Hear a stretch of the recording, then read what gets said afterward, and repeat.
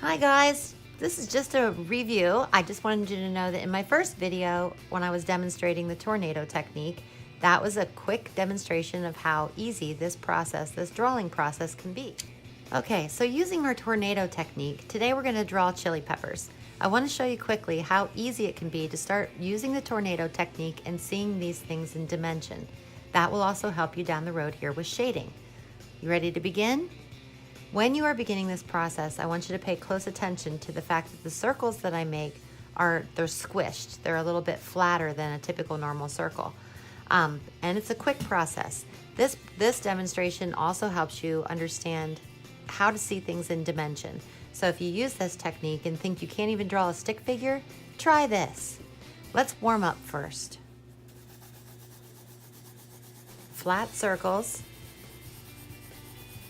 I'm coming down in a line. Today I'm using just a black colored pencil so I can show you what a finished drawing will look like. This is warm up. I can go wider. I can go on an angle. One of the things to practice is trying to draw two lines and make your tornado style touch those lines every time you're coming straight down. Keep in mind you can angle your drawing paper any way you want to so that it's comfortable for you. A lot of this technique comes from your handwriting. So if you use your handwriting angle, it makes it much easier to keep going with the tornado. Did you warm up? Okay, let's work on a drawing. Hold your pencil loosely in your hand. Here we go. I'm thinking about a chili pepper laying on a table, and I'm quickly running through my little tornado. Do you see a chili pepper already? Here comes another one. Do I want them to go another direction? Sure.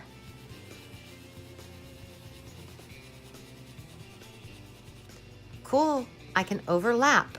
I can keep overlapping so that when these are laying on the table, they start looking a little bit more real as I start shading in. Do you see the chili peppers?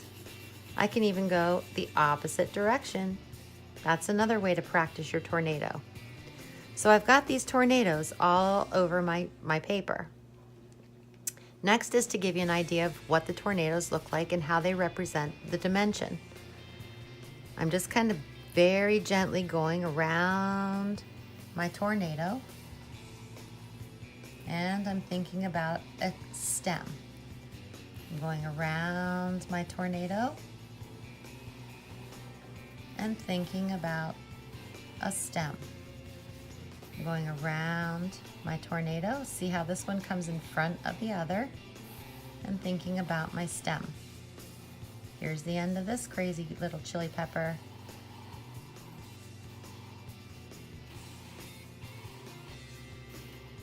Look how easy you can start drawing and seeing things in a dimensional form. This will really help you with shading as you go too. So let me explain to you how we shade. Now I'm using my red colored pencil. My red colored pencil is for the chili peppers. Chili peppers are, they have a little bit of a green tint to them too sometimes. When I'm paying attention to the circles on my tornado, that helps me with shading. I can then make my pencil lines when I'm coloring in follow in an arch around those chili peppers. And really fun when you're using colored pencils is to overlap a lot of colors. So there's like a first quick layer of red. I'm actually holding my pencil a little bit more on the side so I can fill in color a little bit more quickly. This is also, practice staying in your lines a little bit too, so.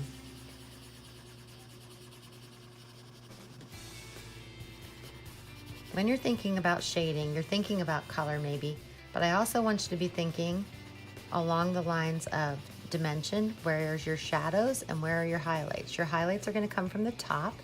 Your shadows are gonna come from down under, correct? That's right. I can still see some of my tornado lines back behind there, but I'll show you how they start to disappear. I can also start filling in my little stems. You could do those in a tornado style too. So if you wanted to come around in those and just go circular kind of around there. The other thing to pay attention to when you're filling in for shading is thinking about starting lightly and then getting darker. So on this one, for example, you can see that I started light and then I'm coming in with another layer of red where it's going to be darker. Where it lays on the table, it's going to be darker down under, and the light comes from the top.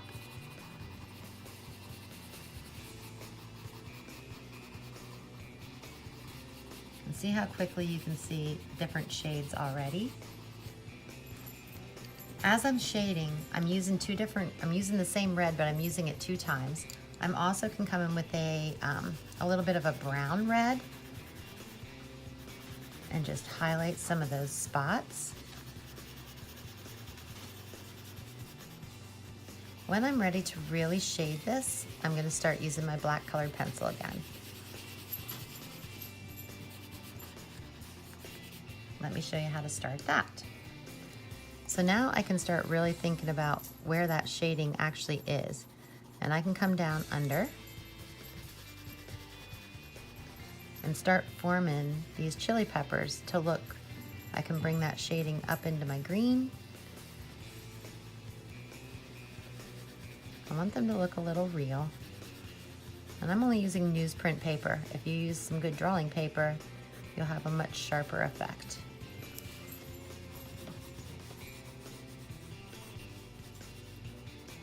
Chili peppers are, because they're starting to kind of wilt and they grow funky, you can kind of outline and let them be a little bit bumpy. They're not meant to be like perfect little round vegetables. As you build up that color, you can see how things start to look a little bit more and more real. So I used black. I'm overlapping again with a little bit of red. I used black up in the green stems a little bit. I'm also using a little bit of black on some of the ones that are back behind a little bit further. And I'm just kind of scribbling this color in there. Everything doesn't have to be colored in perfectly and 100% perfect while you're practicing. I'm going to use a little bit of white chalk because on this paper, colored pencil and white colored pencil don't work real great. But if you want to get a little bit of a highlight, I use white chalk and just kind of give myself a little bit of highlight across the top. Kind of bump on each one.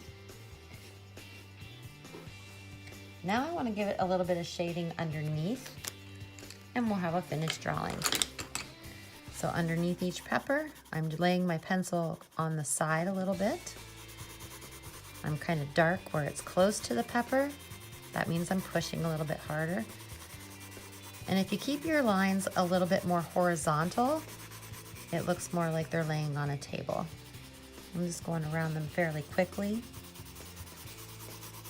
When I lay my pencil on my side, I'm using as much of that pencil point as possible, which helps me fill in a lot of space a little more quickly. It also keeps a little bit of my color more consistent. And you can kind of scribble and play around with this. Now in here, I'm just pushing a little bit harder around the bottom of that pepper.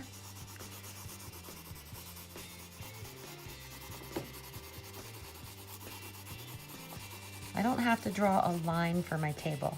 This absolutely represents chili peppers kind of laying on a table. You could do them laying on a napkin or any kind of fun thing. Coming in here a little bit darker because that one's back in there further. And underneath these, I'm quite a bit darker.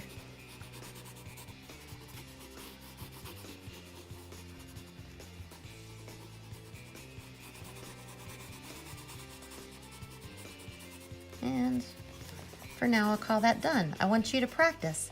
Have a fun chili hot pepper day.